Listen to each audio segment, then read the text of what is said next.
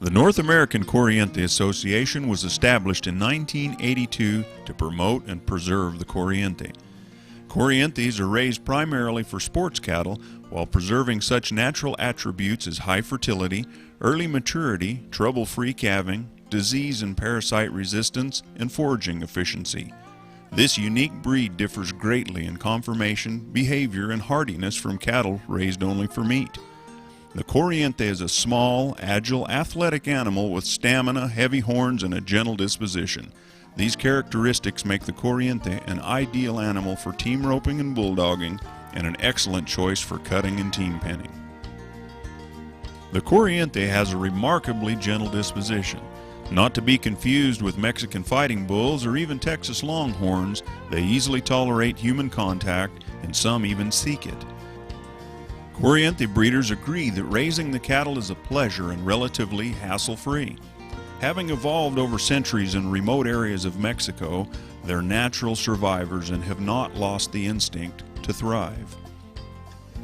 Corrientes can readily adapt to various terrains and extreme climates and develop heavy winter coats if necessary.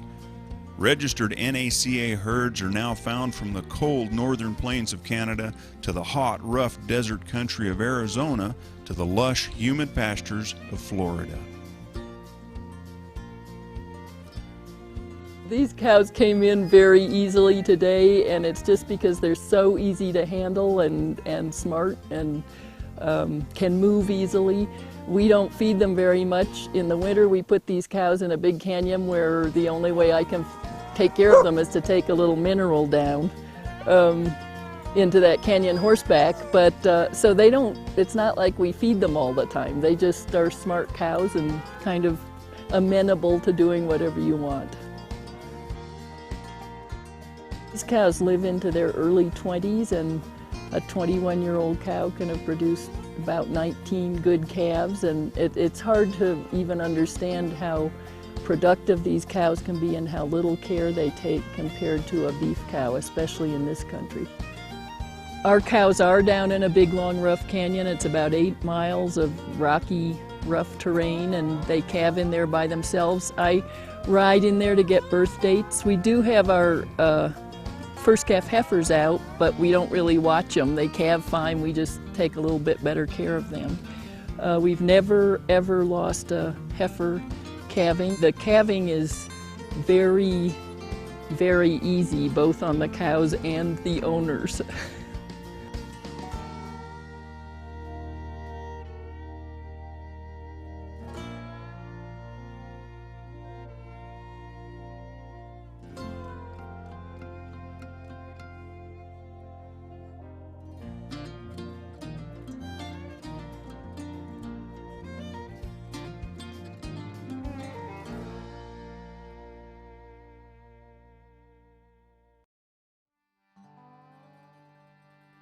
The North American Corriente Association registry has really been good for the breed, I think, obviously. It's a very simple process. You really just need the dam, sire, and birth date on your calf to register. We don't keep track of weaning weights or birth weights or anything like that. In order to market these animals, you really want to have the best product you can produce. And if you're keeping good records on your cows and keeping track of what they've produced and what the sires are producing, you're much more able to come up with a bunch of good, even roping steers.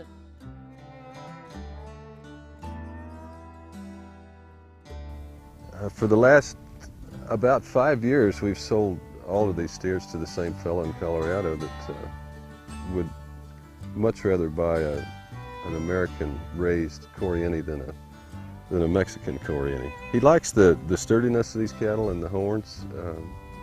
And he comes every year. I don't even think about selling to anybody else because he's been so good to come and do that. And he not only buys mine, a lot of the neighbors get together and bring their cattle. He buys theirs. The North American Corriente Association sponsors an annual membership meeting with educational activities, a cattle show, and team roping.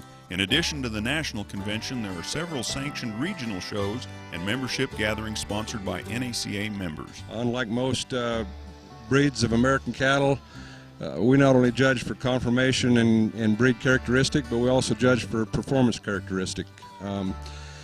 Part of what we're looking for in these shows is for an animal to show sufficient strength and stamina to be durable. We want them to be calm in the chute, break smoothly out of the chute, run straight and steadily.